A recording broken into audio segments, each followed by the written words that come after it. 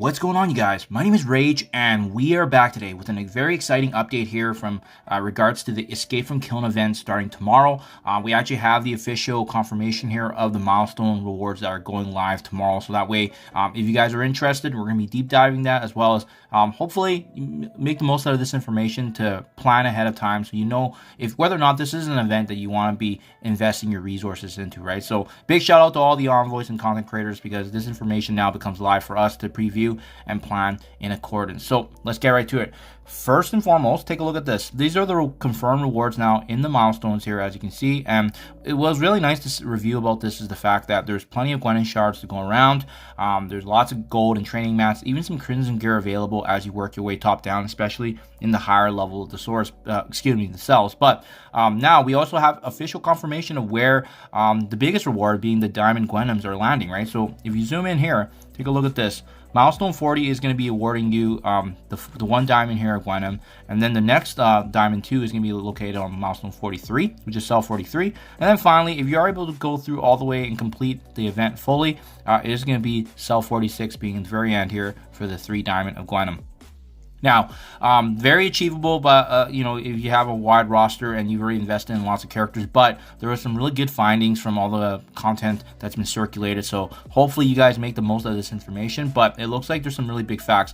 Obviously, at the end of the day, make sure you guys are assessing, you know, how important is unlocking and obviously pushing your Gwenom to a diamond important in your roster count, because, you know, recall that this is a raid character.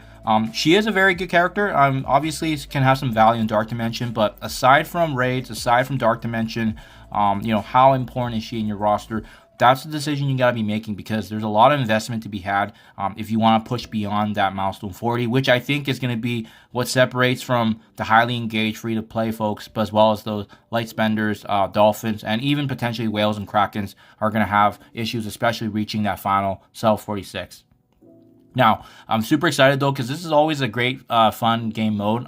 If you guys are interested, I did deep dive this already in terms of the breakdown of the best teams I'm going to use. So I'm going to be linking down in the description below, but I'll also have all the content out tomorrow when this event goes live. Now, what I do want to talk about though is some of the key findings from the playtest, so that way you guys do have this information on hand if you decide to go forward with these investments, which is first and foremost here, cell 41 to 43. It does look like Spire Society is going to be required. Many of the envoys and content creators have created content already, and they tried, but the Black Cat combination with other Spider-Verse skill characters just aren't good enough. Even a hybrid mixed combination of Spire Society with Black Cat just doesn't get the job done, as well as the 3 Spire Society members.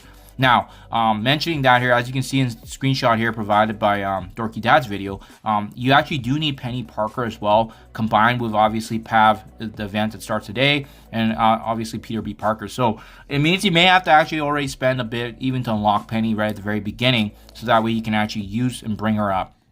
The other thing to consider here that's kind of big on the investment side is also, it looks like from Dorky Dad's video anyways, and I'll link it below for your guys' reference, he actually had to use a sack attempt utilizing Underworld and Cell 45 to get it done. And then finally, even having a big Cabal, it was still a challenge, and obviously the key was having more invested and bigger stars and ranked up characters for the Cabal team. So that's really the decision you guys got to be making, because at the end of the day, a larger Cabal team is also going to be required. So it's not just simply getting them to gear tier 18 and beyond. So just food for thought for you guys, but in my honest opinion, it really needs to be assessed in a couple things in terms of your roster of where these teams are specific in your value of the game, right? So first and foremost, again, the considerations: do you need a diamond Gwenom in your roster? Because at the end of the day, if that's not a character that you care about, you know, it may not be a valuable addition